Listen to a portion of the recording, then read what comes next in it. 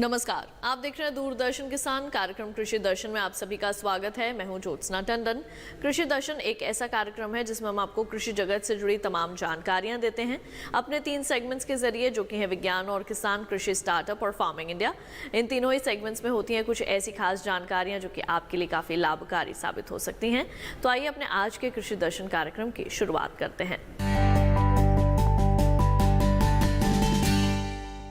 आइए कार्यक्रम की शुरुआत करते हैं हमारे पहले सेगमेंट विज्ञान और किसान से। किसान भाइयों बहनों, हमारे देश में चारे की कमी है, जिससे कि पशुपालन के क्षेत्र को नुकसान पहुंच रहा है। चारे की कमी होने के कारण पशुओं को पौष्टिक आहार नहीं मिल पाता, जिससे कि उनकी दुग्ध उत्पादन क्षमता भी कम होती जा रही है। लेकिन कई तरह के ऐसे प्रयास किए जा रहे हैं जिससे कि इस समस्या से निपटा जा सके। और ऐसी ही एक कोशिश हुई है बेंगलुरु में, जहां पर एक एग्रीटेक स्टार्टअप ने फ्रिज के डिज़ाइन की एक ऐसी मशीन तैयार की है जो कि 4 से 5 पशुओं का चारा तैयार करने में सक्षम है।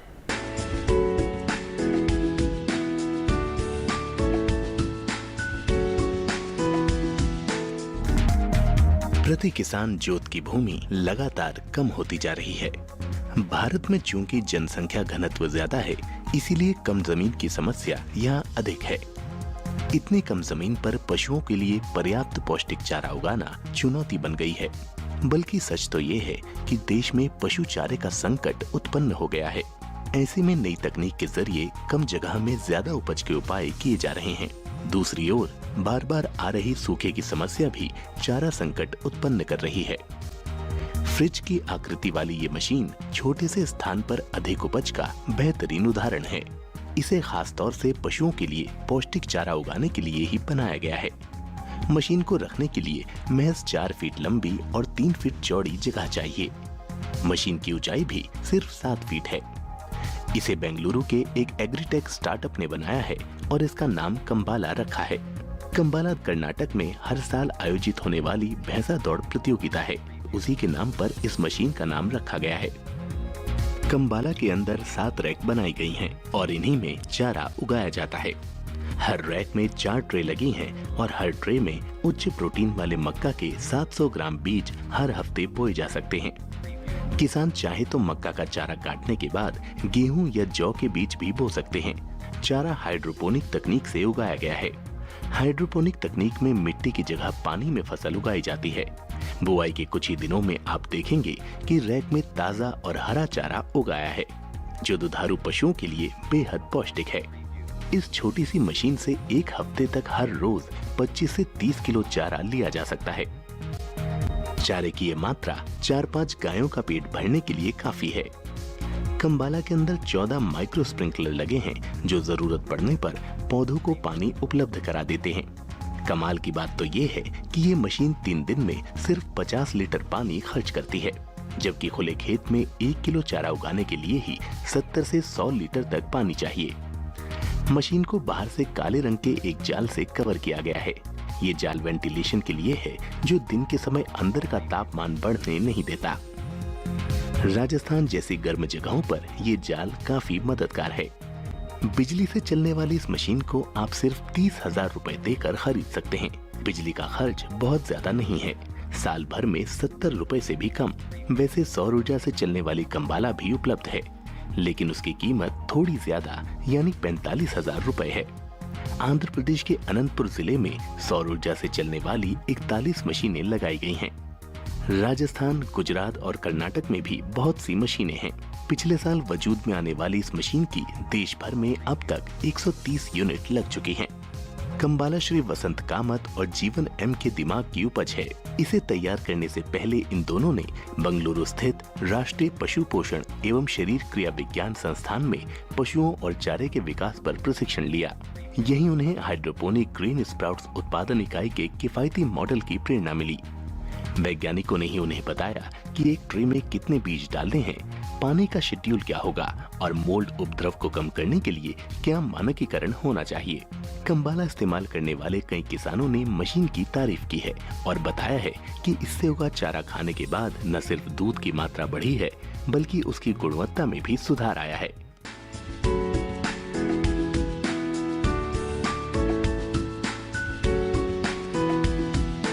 तो अभी आपने देखा सेगमेंट विज्ञान और किसान। आइए कार्यक्रम कृषि दर्शन में बढ़ते हैं आगे और अब आपको दिखाते हैं कृषि कैलेंडर।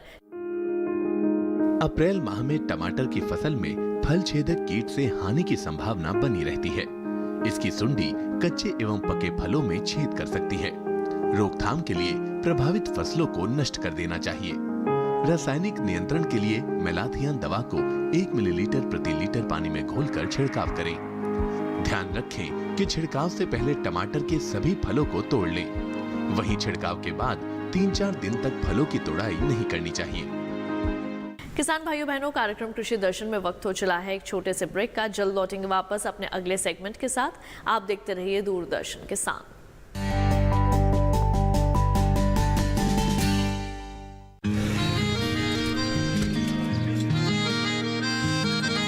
क्या बात है भाई, आजकल तो काफी खुश नजर आ रहे हो। क्यों ना हो, अब मैं ऑर्गेनिक खेती जो कर रहा हूँ ये पूरा प्राकृतिक है, ऑर्गेनिक है। इसमें हमारे खेत, हमारी फसल और हमारी जेब सब फायदे में होते हैं और इसमें लागत भी कम है। जी हाँ, आप भी ऑर्गेनिक खाद का प्रयोग करें, अपनी फसल और मिट्टी को तंदुरुस्त बनाएं और आपकी आमदनी में इजाफा करें। अधिक जानकारी के लिए किसान call centre toll free number 1800-180-1551 पर कॉल करें और लॉग ऑन करें kisan.gov.in और farmer.gov.in। कृषि और किसान कल्याण मंत्रालय द्वारा किसान हित में जारी।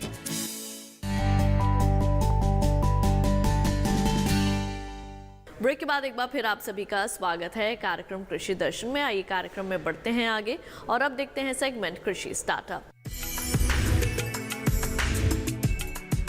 किसान भाइयों बहनों, आज हम आपकी मुलाकात करवाएंगे हरियाणा के एक सफल किसान कंवल सिंह जी से, जिन्होंने पारंपरिक फसलों की खेती के साथ साथ कई और तरह की फसलें भी ली और दूसरे किसानों के लिए मिसाल बने हैं। खेती में अपने योगदान के लिए इन्हें पद्मश्री से भी नवाजा गया। आइए दिखाते हैं उनकी सफलता की ये कहानी।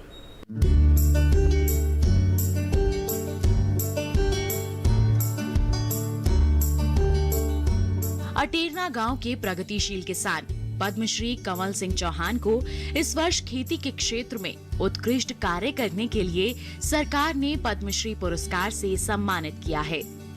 कंवल सिंह चौहान ने 1978 में खेती की शुरुआत की।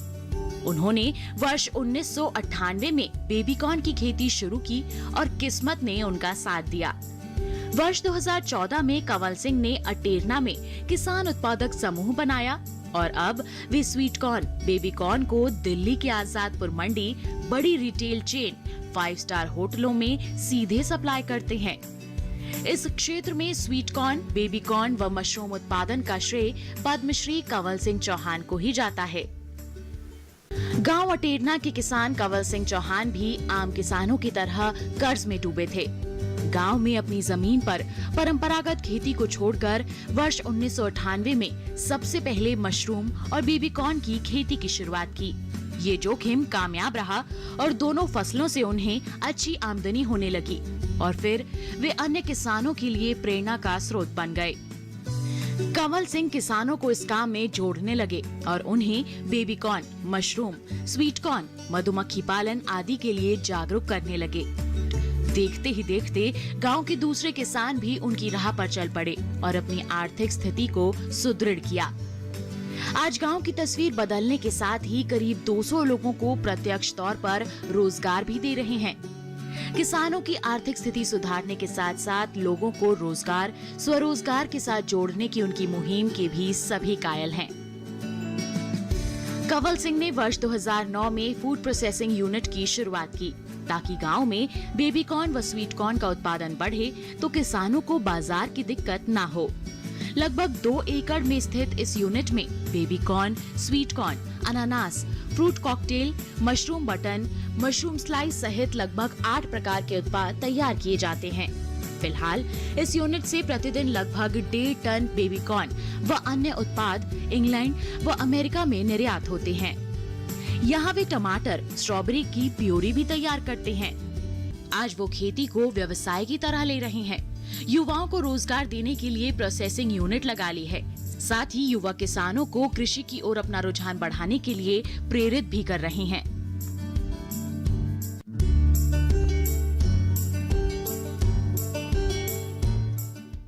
कार्यक्रम कृषि दर्शन में वक्त हो चला है एक और छोटे से ब्रेक का। जल्द लौटेंगे वापस अपने अगले सेगमेंट फार्मिंग इंडिया के साथ। आप देखते रहिए दूरदर्शन के साथ।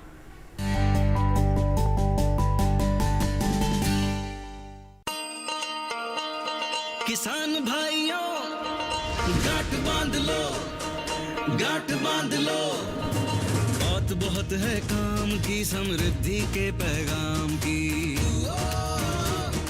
मिट्टी के मिजाज को समझो, मिट्टी के हर राज को समझो, मिट्टी की तुम जांच कराओ, मुफ्त सॉइल हेल्थ कार्ड ले जाओ। कभी मुनासिब बीज लगाओ, सही किस्म की खाद ले आओ, जितनी जरूरी उतनी डालो, सही मात्रा खुद पहचानो, इसको अपना मंत्र बना लो, मिट्टी की सेहत तो जानो। बात बहुत है काम की, कम लागत अधिक वरदान की, किसान भाइयों गांठ बांध लो। आज ही मिट्टी की जांच कराएं, राज्य सरकार के कृषि अधिकारी से संपर्क करें और मुफ्त में सॉइल हेल्थ कार्ड पाएं। कृषि और किसान कल्याण मंत्रालय द्वारा किसान हित में जारी। ब्रेक के बाद एक बार फिर आप सभी का स्वागत है कार्यक्रम कृषि दर्शन में। आइए कार्यक्रम में बढ़ते हैं आगे और अब देखते हैं सेगमेंट फार्मिंग इंडिया।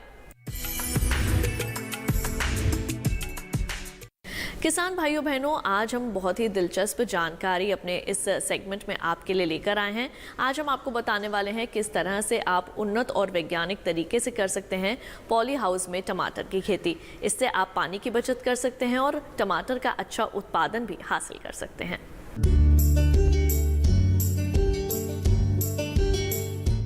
आज हम बात करेंगे संरक्षित खेती पर। संरक्षित खेती की वो तकनीक है जिसमें हम फसलों को किसी संरक्षित ढांचे के अंदर उगाते हैं, जिससे कि हम उनको जो प्राकृतिक आपदाएं हैं या जो जैसे बढ़ा हुआ तापक्रम है, ज़्यादा ठंडक है, उनसे बचा सकें एवं कीट एवं बीमारियों से भी उनको किसी हद तक सुरक्षा प्रदान कर पाते हैं और जो गुणवत्तापूर्ण उत्पाद है वो ले पाते हैं।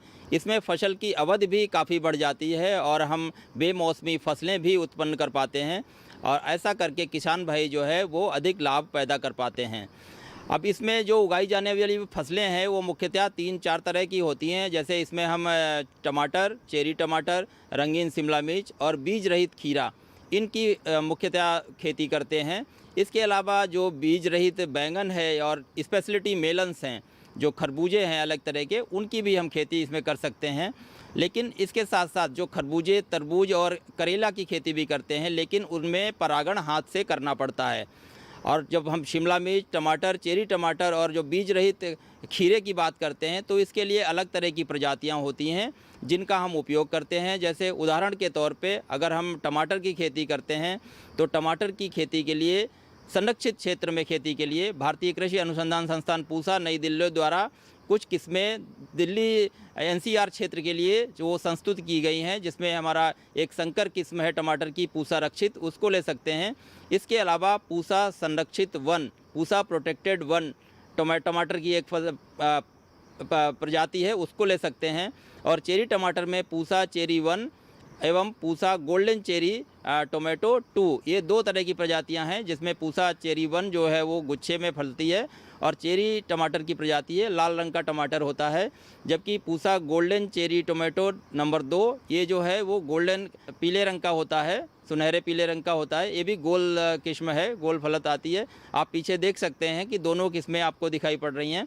इसके अलावा जो पूसा संरक्षित 1 किस्म है, ये हमारा जो रेगुलर टमाटर होता है उसकी एक प्रजाति है, आप उसको भी ले सकते हैं। और इन तीनों प्रजातियों का जो बीज है वो हमारे भारतीय कृषि अनुसंधान संस्थान पूसा से प्राप्त किया जा सकता है।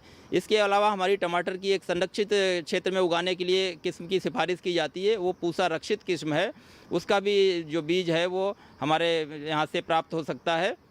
किसान भाइयों, जैसा आप देख पा रहे हैं, ये हमारी जो पूसा चेरी 1, ये चेरी टमाटर की किस्म है। ये लाल रंग की चेरी टमाटर होती है और इसके फल जो हैं वो गोल आकार में होते हैं और इसकी फलत बहुत ही अच्छी होती है और इसका बाज़ार में बहुत अच्छा मूल्य मिलता है। इसमें लाइकोपीन की मात्रा काफ़ी होती है और इसकी खेती आप किसान भाई लोग कर सकते हैं। किसी तरह के भी संरक्षित जो स्ट्रक्चर आपके पास हैं, चाहे वो वॉक इन टनल्स हैं या नेचुरली वेंटिलेटेड पॉली हाउस है, उनमें आप इसकी खेती कर सकते हैं। इसके अलावा हमारी जो एक नई रिलीज की हुई दिल्ली क्षेत्र के लिए जिसकी संस्तुति की जाती है, ये पूसा गोल्डन चेरी नंबर 2 है और ये पीले रंग की चेरी टमाटर की किस्म है और ये इसके फल जो है गोल आकार के होते हैं। इसके अलावा ये जो किस्म है ये बीटा कैरोटीन मतलब विटामिन ए इसमें बहुत अधिक मात्रा में पाया जाता है और जो विटामिन सी है उसकी भी काफ़ी अच्छी मात्रा होती है। तो ये जो आजकल बायो फोर्टिफाइड वैरायटीज़ की श्रेणी में ये आती है और इससे जो है रोग प्रतिरोधक क्षमता में आपकी काफ़ी बढ़ोतरी होती है। किसान भाइयों, ये हमारी अभी नवीनतम किस्म है जो संरक्षित क्षेत्र में दिल्ली एनसीआर क्षेत्र में इसकी संस्तुति की जाती है। इसका नाम पूसा प्रोटेक्टेड 1 है, पूसा संरक्षित टमाटर 1। और ये किस्म इसका बीज आप हमारे यहाँ से प्राप्त कर सकते हैं और ये आप चाहे वॉक इन टनल्स या जो कम लागत वाले संरक्षित गृह हैं उनके अंदर आप इसकी खेती कर सकते हैं। और इसको आप अगस्त से लेकर मई के 15 मई तक, मध्य मई तक इसकी आराम से आप खेती कर सकते हैं और इससे अच्छा मुनाफा प्राप्त कर सकते हैं। जो हमारी निजी क्षेत्र की कंपनियों के टमाटर के बीज उपलब्ध हैं वो काफ़ी महंगे होते हैं, उनकी तुलना में ये काफ़ी सस्ता और इसके फल बहुत अच्छे हैं। आप देख सकते हैं कि एक एक गुच्छे में 5-6 के गुच्छे में फल आते हैं और गुच्छे फल का जो औसत वजन है वो लगभग 80 से 100 ग्राम के आसपास होता है। और इसको जो घर के लोग हैं जो सब्ज़ी बनाने हैं तो जो हमारा एंड कंज्यूमर है वो काफ़ी इसको पसंद करता है। तो इसलिए ये एक बहुत अच्छी किस्म है, आप इसको भी लगाकर देख सकते हैं। इसके फल आप देख सकते हैं। तो ये एक संरक्षित क्षेत्र के लिए बहुत अच्छी किस्म है और इसका आप उपयोग कर सकते हैं।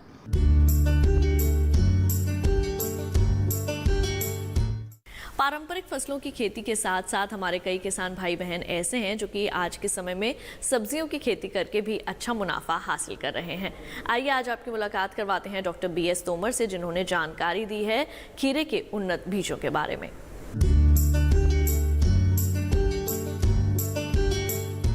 किसान बहनों भाइयों, हम सभी जानते हैं संरक्षित खेती की अगर बात की जाए आज के समय की मांग भी है और इसके ज़रिए ना सिर्फ आपकी जो आमदनी है उसमें इजाफा हो सकता है बल्कि प्राकृतिक आपदा से जो आपकी फसल है वो भी सुरक्षित रहती है। फिर चाहे आप खीरे की खेती करना चाहें, चेरी टमाटर की खेती करना चाहें या इसमें भी कई और विकल्प आपके पास हैं। फिलहाल हम जहाँ मौजूद हैं यहाँ पर बीज रहित खीरे की खेती की जा रही है और इसके लिए आवश्यक यही होता है कि आपको इसका बीज जो है वो सही समय पर मिल सकता है या नहीं, या इसका जो खीरा जो है ये है इसका क्या फ़ायदा हमारे किसानों को आने वाले समय में हो सकेगा। इस बारे में जानकारी के लिए हमारे साथ मौजूद हैं शाकीय विज्ञान संभाग के अध्यक्ष डॉक्टर BS तोमर जी। डॉक्टर तोमर, सबसे पहले जानना चाहेंगे आपसे, संरक्षित खेती जो है हम सभी जानते हैं फ़ायदे का सौदा है किसानों के लिए, लेकिन कैसे इसमें और ज़्यादा फ़ायदा जो है वो किसान ले सकते हैं? देखिए, संरक्षित खेती को सफल बनाने के लिए पहली आवश्यकता होती है कि हमारे पास उन्नत किस्मों की जानकारी हो और फिर उनका बीज हो, उसके लिए उपयुक्त आकृतियाँ हमारे पास हों और किसान को इस दिशा में काम करने के लिए शुरुआत करने से पहले प्रशिक्षण लेकर के इस में सफलता प्राप्त की जा सकती है। इस दिशा में शाकीय विज्ञान संभाग के द्वारा संरक्षित खेती को देश में बढ़ावा देने के लिए, आत्मनिर्भरता प्राप्त करने के लिए हमने खीरे की एक किस्म विकसित की जिसको हम पूसा पार्थेनोकार्पी कुकुम्बर 6 के नाम से जानते हैं। इसके अतिरिक्त हमने चेरी टोमेटो की एक पूसा चेरी टोमेटो 1 का विकास किया और हमने खीरे की के अतिरिक्त चप्पन कद्दू की पूसा पसंद और पूसा श्रियास किस्मों का विकास किया है। उसी श्रेणी में हमने खरबूजा में सरदा मेलन पूसा सरदा के नाम से किस्म विकसित की जो संरक्षित खेती के लिए हमने विकसित की हैं और किसान भाई इनको संरक्षित अवस्थाओं में उगा सकते हैं। उसी दिशा में काम करते हुए हमने पूसा पार्थेनोकार्पी कुकुम्बर 6 का जो विकास किया, इसका बीज उत्पादन के ऊपर हम लोग काम कर रहे हैं ताकि किसानों को इसका बीज उपलब्ध कराया जा सके या इसके जो और अधिक परीक्षण करने की आवश्यकता है तो उसके लिए बीज उपलब्ध करा सकें। इस दिशा में हमने कीट अवरोधी जाल के अंदर ये पूसा पार्थेनोकार्पी कुकुम्बर की सीधे बिजाई की थी और इसमें इसका जो खासियत होती है, इसमें जितने भी पौधे आप लगाते हैं हर एक पौधे पे मादा फूल आते हैं जिनसे फलों का निर्माण होता है और बिना परागण के ही इनके अंदर फलों का विकास हो जाता है। लेकिन ऐसे फलों से हम बीज प्राप्त नहीं कर सकते क्योंकि इसमें बीज का विकास नहीं होता है। तो बीज उत्पादन के लिए बीज उत्पादन की जो टेक्नोलॉजी है उसको विकसित करने की आवश्यकता, हमने उस दिशा में काम करते हुए पहले पौधों की अनुपात को देखते हुए, नर और मादा में अनुपात स्थापित करते हुए 200 पौधों के अगेंस्ट में हमने तकरीबन 40 पौधों को नर पौधों के रूप में लगाया और उनमें 2 बार हम छिड़काव करते हैं थायोसिल्वर सल्फेट का अलग अलग अवस्थाओं पे, ताकि उनके अंदर नर पुष्पों का उत्पादन लिया जा सके। जब हम छिड़काव करते हैं तो पहले उसमें हर्माफ्रोडाइट फ्लावर आते हैं, यानी कि ऐसे फूल जिसमें नर और मादा भाग होते हैं, लेकिन उसका परागण उतना बेहतर नहीं होता। उसके बाद उसमें नर फूल आते हैं जिनमें परागण मिलता है। तो अभी हमने जो अपने बीज उत्पादन के लिए ये जो पौधे लगाए हुए हैं पूसा पार्थिनोकार्पी कुकुम्बर के, उस पर हम 2 छिड़काव कर चुके हैं और उसमें मेल पुष्पों का आना शुरू हो जाएगा। जैसे ही उनसे आना शुरू हो जाएगा तब हम उन नर पुष्पों को तोड़ करके जो हमारे बाकी बीज उत्पादन के लिए जो सीड उत्पादन के लिए जो लगे हुए हैं पौधे, उनमें परागण करेंगे और एक पौधे पर हम 3 से 4 फलों का निर्माण करेंगे और उसके बाद फलों को आगे बनने नहीं देंगे, ताकि उनसे हर एक जो ओव्यूल है उसको हम बीज में परिवर्तित कर सकें और उसके बीज का बेहतर विकास हो सके, ताकि हर एक बीज बुआई के उपरांत एक स्वस्थ पौधे को जन्म दे सके या उससे संभव हो। इसके लिए हम ये कार्य अपने संभाग में कर रहे हैं, ताकि इसका उच्च गुणवत्ता का बीज हम अपने यहाँ पे और हम दूसरे विश्वविद्यालयों को या अन्य संस्थानों को उपलब्ध करा सकते हैं। जी, लेकिन अगर जो हमारे किसान इसे लगाना चाहते हैं उनके लिए जो बीज है कहाँ कहाँ उपलब्ध हो सकता है और इसको कहाँ कहाँ हमारे किसान, क्योंकि जलवायु की विभिन्नता पाई जाती है कहीं ना कहीं, ऐसी स्थिति में कौन से ऐसे क्षेत्र जहाँ पर इसकी खेती किसान हमारे कर सकते हैं?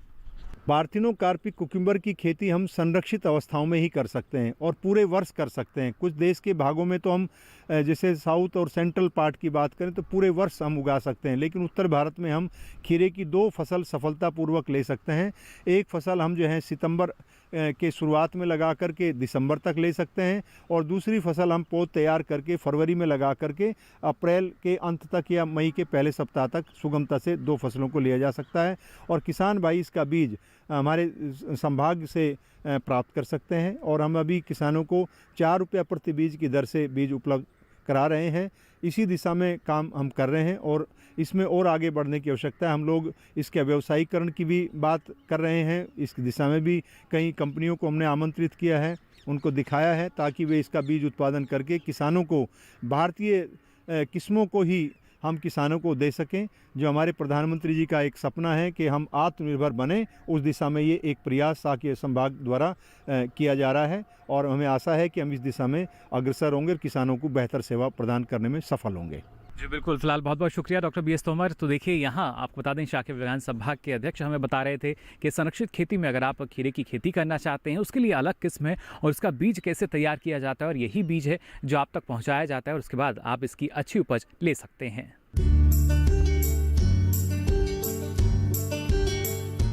किसान साथियों, आपकी आय को दोगुना करने के लिए सरकार कई तरह की योजनाएं समय समय पर लाती रहती है और आज हम आपको जानकारी देने वाले हैं मधु क्रांति पोर्टल के बारे में, जिसे हाल ही में लॉन्च किया गया है। आइए दिखाते हैं क्या है इसमें खास।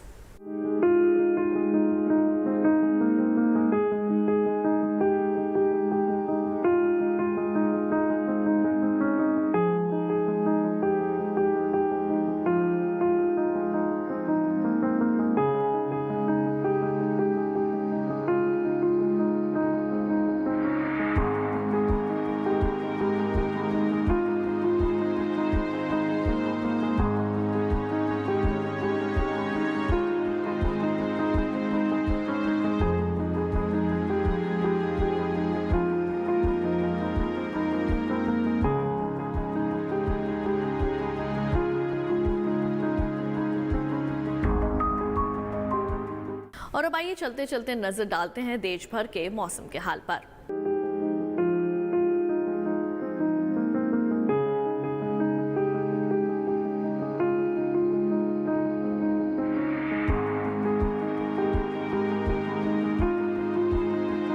और अब आइए देख लेते हैं देश भर की मंडियों का हाल। गुजरात की धोराजी मंडी में गेहूं का भाव रहा 1455 से 1670 रुपए क्विंटल। तो वहीं गुजरात की जंबूसर मंडी में गेहूं के सौदे 1800 से 2100 पर हुए। राजस्थान की मंडियों की बात करें तो यहाँ की बेगू मंडी में गेहूं का भाव रहा 1420 से 1850 रुपए प्रति क्विंटल। तो उत्तर प्रदेश की हल्दौर मंडी में इसके सौदे 1650 से 1800 रुपए प्रति क्विंटल पर हुए और उत्तर प्रदेश की ही लालगंज मंडी में गेहूं का भाव रहा 1975 रुपए प्रति क्विंटल। अब एक नजर डालते हैं ट्विटर प्लेट पर।